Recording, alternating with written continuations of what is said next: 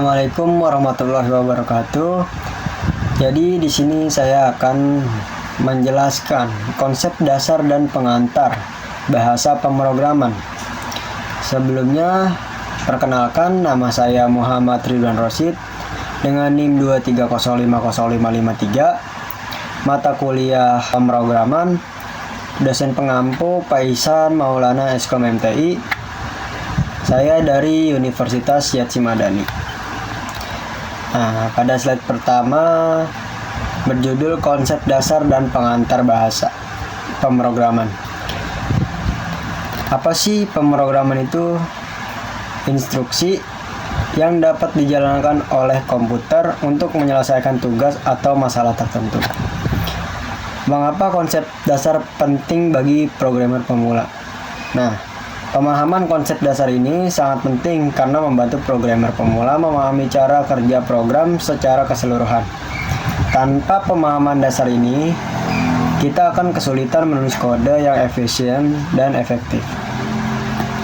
Nah, jadi di sini ada contohnya nih. Contoh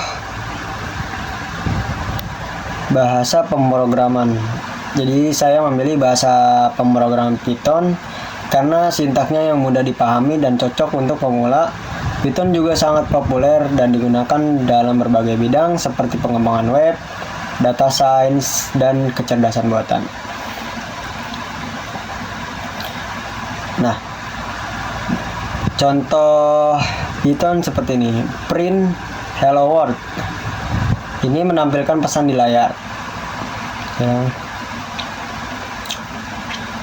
Slide selanjutnya, struktur dan sintaks dasar. Apa itu struktur dasar dan sintaks dalam bahasa pemrograman? Struktur dasar program adalah cara kode disusun untuk membentuk program yang lengkap. Sintaks adalah aturan-aturan yang digunakan untuk menulis kode dalam bahasa pemrograman tertentu. Nah, di sini ada contoh sintaks Python ya. Contohnya itu menampilkan pesan hello world di layar. Print hello world. Print ini berfungsi atau digunakan untuk menampilkan pesan di layar. Hello world. Nah, hello world-nya ini string yang akan ditampilkan. Selanjutnya itu ada logika pemrograman dasar. Logika pemrograman adalah kemampuan untuk membuat keputusan atau instruksi berdasarkan kondisi tertentu. Logika pemrograman sangat penting untuk menentukan alur eksekusi program. Mengapa logika itu penting? Tanpa logika, program tidak akan tahu bagaimana mengambil keputusan atau memproses data berdasarkan kondisi tertentu. Logika menentukan bagaimana program berinteraksi dengan data dan pengguna. Nah, contohnya seperti ini. X sama dengan 10 if X lebih dari 5. Print X lebih besar dari 5, else print X lebih kecil atau sama dengan 5. Program ini memeriksa apakah nilai X lebih besar dari 5. Jika ya, maka program akan mencetak X lebih besar dari 5. Nah, jika tidak, maka mencetak X lebih kecil atau sama dengan 5. Nah, slide selanjutnya ada form dan input pengguna. Form dan input pengguna adalah cara untuk berinteraksi dengan pengguna program, mengumpulkan data dari mereka dan mengolah data tersebut. Biasanya digunakan dalam aplikasi berbasis web ataupun desktop, seperti HTML, dalam pengembangan web atau aplikasi desktop untuk memudahkan interaksi pengguna dengan sistem. Nah, contohnya ada mengumpulkan input nama dan usia dari pengguna. Nah, ini contohnya nih. Nama sama dengan input, masukkan nama Anda, print halo nama. Nah, Saya jelasin nih.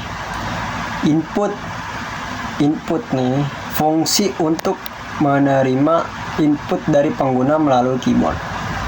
Nah, print ini biasa digunakan untuk menampilkan output.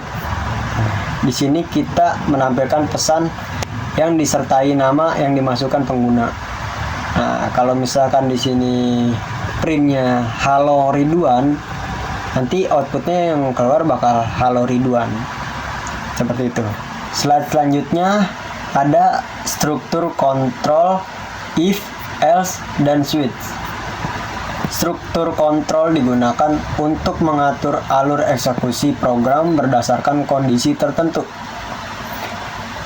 If-nya mengecek kondisi. Jika kondisi benar, maka instruksi di dalam blok if dijalankan. Else-nya, jika kondisi if tidak benar, maka blok else akan dijalankan.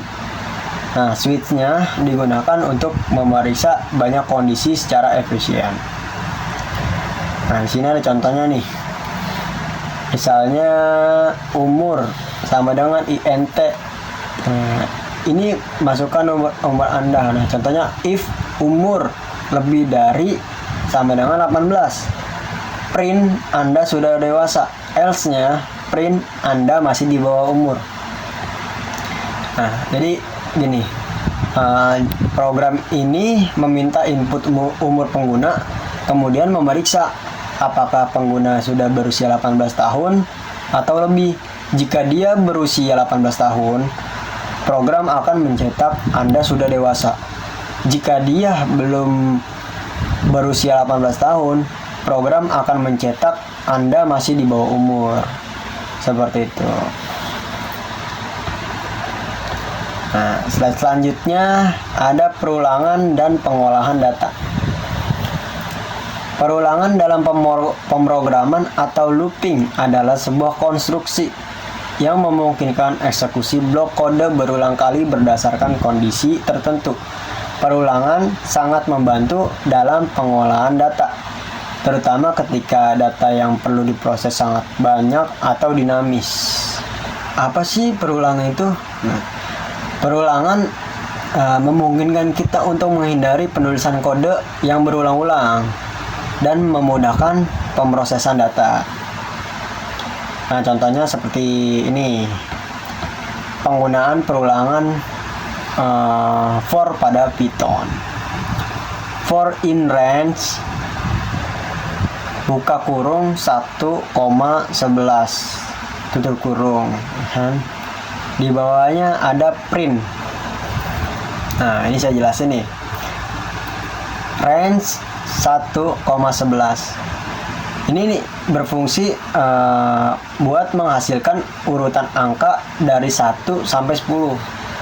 Nah, kalau for in range 1,11, nah ini namanya perulangan. Perulangan ini mencetak setiap angka dari 1 hingga 10, satu per satu. Nah, jadi seperti itu. Kesimpulannya, memahami konsep dasar pemrograman adalah langkah pertama yang penting bagi setiap programmer. Struktur dan sintaks dasar, logika pemrograman, input pengguna, struktur kontrol, dan perulangan adalah konsep-konsep yang akan sering kita gunakan dalam pengembangan aplikasi. Oke, baik. Mungkin cukup sekian penjelasan dari saya.